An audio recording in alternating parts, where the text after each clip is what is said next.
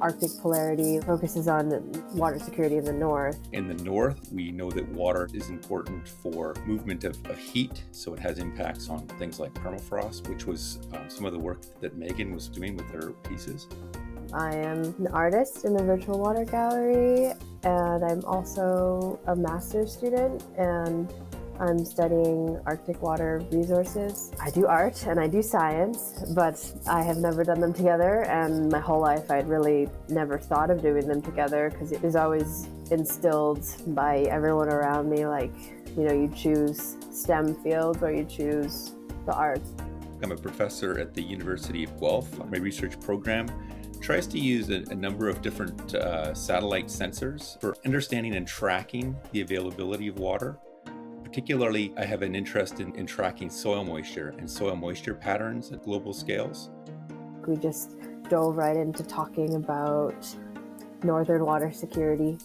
Ideally, we would have loved to have gone and visited some of these field sites, but we had a plethora of photos to go through and shared lots of stories, and that was really, really helpful for me in kind of brainstorming and being able to like visualize what I imagined for this exhibit. We spent some time chatting about photos and cool things that my group was working on. We're now actually trying to build an actual piece based on some conversations about science that was certainly unique.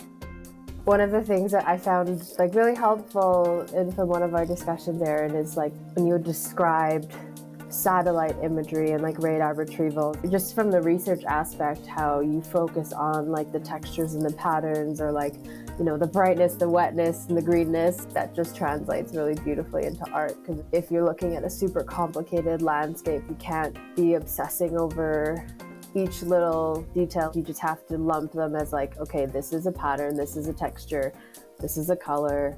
I could still feel that some of the discussions and the photos were kind of embedded in the way that the art was flowing.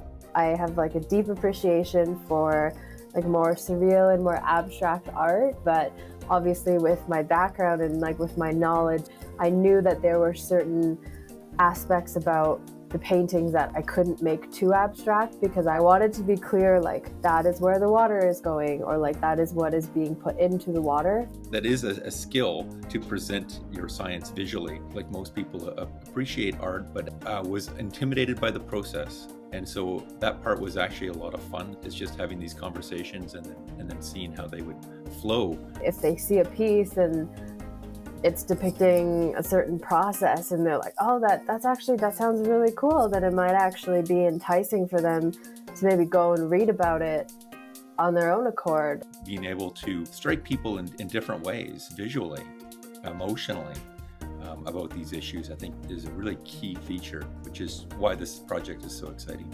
We're given these, opportunities to go to these wonderful places and understand about what's happening and try to make predictions about the future, seeing how they're represented so that it can make an impact to people in different ways. We need to take action, and I think exhibits like the Virtual Water Gallery are really good for people to reflect on their own lifestyles. Going through the gallery and just thinking about some of the processes and why we're studying them and then how they're represented in the various pieces is quite striking. I think it's really great that this is materialized so people can see that this can actually be a thing and that they can also do this. So I'm just really happy to be like an advocate for that, and hopefully can, in the future see more grad studies that have these kind of hybrid theses.